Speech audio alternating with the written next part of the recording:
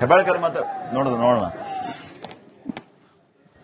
S ನಮ್ಮ ಜೊತೆಗೆ ಲಕ್ಷ್ಮಿ ಹೆಬ್ಬಾಳ್ಕರ್ ಇದ್ರೆ ಮಾತಾಡ್ಸ್ರಿ. ಮೇಡಮ್ ನಮಸ್ತೆ. ಇನ್ನೇನು ಕೆಲವೇ ಕ್ಷಣಗಳಲ್ಲಿ ಡಿ.ಕೆ ಶಿವಕುಮಾರ್ ಅವರು ಒಂದ್ ಕಡೆ ಸಿಎಂ ಆಗಿ ಪ್ರಮಾಣವಚನ ಸ್ವೀಕಾರ ಮಾಡಿದ್ರೆ ನೀವು ಸಹ ಕಾರ್ಯಕ್ರಮಕ್ಕೆ ಬಂದಿದ್ರಿ, ಏನ್ ಹೇಳ್ತೀರಿ ಮೇಡಮ್? ತುಂಬಾ ಸಂತೋಷ. ಯಾಕಂತಂದ್ರೆ ಒಬ್ಬ ಪಕ್ಷ ಸಂಘಟನಾ ಚತುರಗಾರರು ಬಹಳಷ್ಟು ಪಕ್ಷಕ್ಕೋಸ್ಕರ ತ್ಯಾಗ ಮಾಡಿದ್ದಾರೆ.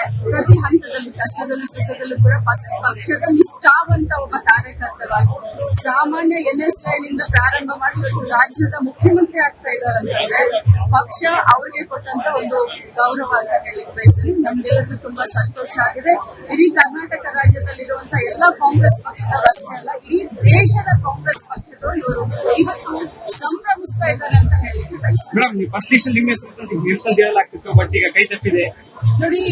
ಫಸ್ಟ್ ಲಿಸ್ಟ್ ನಲ್ಲಿ ಇದೆ ಅಂತ ನನಗೂ ಕೂಡ ನ್ಯೂಸ್ ಇತ್ತು. ಆದ್ರೆ ಬಹಳಷ್ಟು ಹಿರಿಯರು ಮೊದಲು ಆಗ್ಲಿ, ಯಾಕಂದ್ರೆ ಅನುಭವ ಈ ರಾಜ್ಯಕ್ಕೆ ಬೇಕಾಗುತ್ತೆ. ಸೊ ಹಿರಿಯರನ್ನ ತೆಗೆದುಕೊಂಡಿದ್ದಾರೆ. ಸೆಕೆಂಡ್ ಲಿಸ್ಟ್ ನಲ್ಲಿ ಖಂಡಿತವಾಗಿ ನಮ್ದಾಗುತ್ತೆ. ಮೇಡಮ್ ಏನ್ ನಿರೀಕ್ಷೆ ಇಟ್ಕೊಂಡಿದ್ರಂತ? ಯಾಕಂದ್ರೆ ಹೊಸ ಸಿಎಂ ಈಗ ಬಹಳಷ್ಟು ನಿರೀಕ್ಷೆ ಇದೆ. ಯಾಕಂತಂದ್ರೆ ಡಿ.ಕೆ ಶಿವಕುಮಾರ್ ಅಂತಂದ್ರೆ ಒಂದು ಹೊಸತನವನ್ನ, ವಿನೂತನವನ್ನ ಮಾಡುವಂತ ಒಂದು ವ್ಯಕ್ತಿತ್ವ. ಸೊ ಬಹಳಷ್ಟು ನಿರೀಕ್ಷೆ ಇದೆ.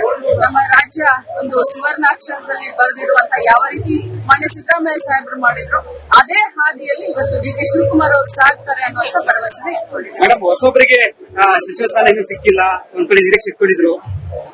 ಲಾಸ್ಟ್ ನೋಡೋಣ, ಹೊಸಬ್ರನ್ನ ಹಳಬ್ರನ್ನ ಎಲ್ಲರನ್ನೂ ಸೇರಿಸಿನೇ ಒಂದು ಸಚಿವ ಸಂಪುಟ ಮಾಡ್ತಾರೆ. ಲಕ್ಷ್ಮೀ ಹೆಬ್ಬಾಳ್ಕರ್ ಅವರ ಮಾತಾಗಿತ್ತು. ನಾವು ಕಾಸ್ಟ್ ಕಾಂಬಿನೇಷನ್ ಬಗ್ಗೆ ಮಾತನಾಡ್ತಾ ಇದ್ವಿ. ಜೊತೆಗೆ ಮಹಿಳೆಯರಿಗೆ ಪ್ರಾತಿನಿಧ್ಯ ತಕ್ಷಣ ಕಾಣ್ತಾ ಇಲ್ಲ ಅಂತ ಹೇಳಿ ಲಕ್ಷ್ಮೀ ಹೆಬ್ಬಾಳ್ಕರ್ ಅವರ ಪ್ರತಿಕ್ರಿಯೆಯನ್ನ ಅದೇ ಹೊತ್ತಿಗೆ ನಮ್ಮ ಪ್ರತಿನಿಧಿ ವೀರೇಶ್ ಅವರು ಪಡೆದುಕೊಳ್ತಾ ಇದ್ರು. ಸಮೀವುಲ್ಲಾ ಸರ್, ಈ 33% ರಿಸರ್ವೇಶನ್ ಅದಕ್ಕೆ ಕಾಂಗ್ರೆಸ್ ವಿರೋಧವಾಗಿ ನಿಂತ್ಕೊಳ್ಬಿಡ್ತು ಅನ್ನೋ ಒಂದು